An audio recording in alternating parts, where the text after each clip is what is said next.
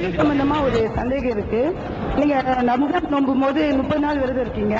சின்ன பிள்ளைங்கள இருந்து பெரியவங்க வரைக்கும் இருக்கலாம்னு சொல்றாங்க. ஆனா கர்ப்பிணி பெண்கள் இருக்கணுமா? இருக்கிறது கட்டாயம் இருக்கா?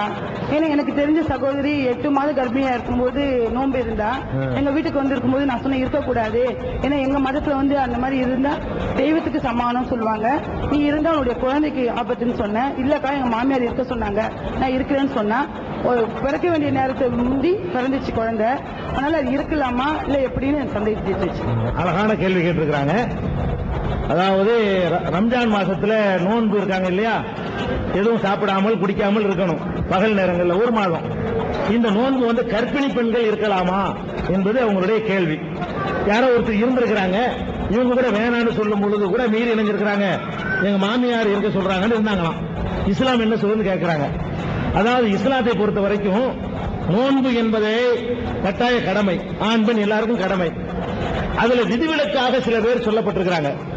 சிறுவர்களுக்கு பருவமடையாத சிறுவர்களுக்கு நோன்பு கடமை இல்லை. மாதவிடாய் நாட்களில பெண்களுக்கு நோன்பு கடமை இல்லை. கர்ப்ப காலத்துல பெண்கள் நோன்பு விட்டுட்டு இன்னொரு நாள் வச்சுக்கலாம். மாதவிடாய் நேரத்தில் பெண்கள் நோன்பு விட்டுட்டு இன்னொரு நாள் வச்சுக்கலாம். இந்த கர்ப்பிணியா இருக்கிறாங்கல்ல, அந்த காலகட்டத்தில் ரம்ஜான் மாசம் வந்துருச்சுன்னா பிறகு ஒரு மாசத்துல அவங்க அந்த நோன்பை என்ன செய்யலாம், வைத்துக் கொள்ளலாம், இன்னொரு நாள்ல வச்சுக்கலாம். அது மாதிரி பால் கொடுக்கக்கூடிய தாய்மார்கள் அதனால் குழந்தைக்கு ஏதாவது கேடு வரும், ஊட்டச்சத்து குறையும் என்று கருதுவார்களே, ஆனால் அவர்களும் அந்த நோன்பை விட்டுவிட்டு இன்னொரு நாளைக்கு வைத்துக் கொள்ளலாம்.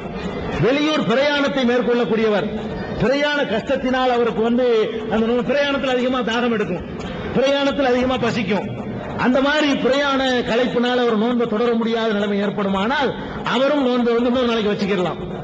நோயாளியாக இருக்கிறார், நோயாளியாக இருந்தால் 2 வகையான நோய், தீரக்கூடிய நோய், தீராத நோய். தீராத நோயுடையதாக இருந்தால் வைக்க வேண்டிய தேவையே இல்லை. வசதி இருக்குமானால் ஒரு நோன்பை விடுவதற்காக ஒரு ஏழைக்கு உணவளிக்கணும். தீரக்கூடிய நோய் உள்ளவராக இருந்தால் வைத்த வலி, தலைவலி, தீரக்கூடிய நோய், எய்ட்ஸ் தீராத நோய். அப்ப தீரக்கூடிய நோய் உள்ளவராக இருக்காருன்னு வைங்க, அவர் என்ன பண்ணணும்னா தீர்ந்த பிறகு வச்சுக்கணும். நோய் தீர்ந்த பிறகு 2 நோன்பு வைக்க முடியலையா, வைத்த வலி வைக்கல, ரம்ஜான் முடிஞ்சு வேற நாள்ல வச்சுக்கலாம். அந்த நாள்ல தான் வைக்கணுங்கிறது கட்டாயம் கிடையாது. அது மாதிரி தள்ளாத வயதுடையவர்கள் அவர்கள் நோன்பு வைக்காமல் வசதி இருக்குமானால் ஒரு ஏழைக்கு உணவளிக்கலாம். ஒரு நோன்புக்கு பதிலாக ஒரு ஏழைக்கு உணவு, வசதி இல்லாட்டி அதை விட்டுறலாம். இப்படி விதிவிலக்கானவர்கள் இஸ்லாத்தில் எல்லா கடமைகளுமே சக்திக்கு உட்பட்டு தான், சக்தி இல்லைன்னா அவ்வளவுதான்.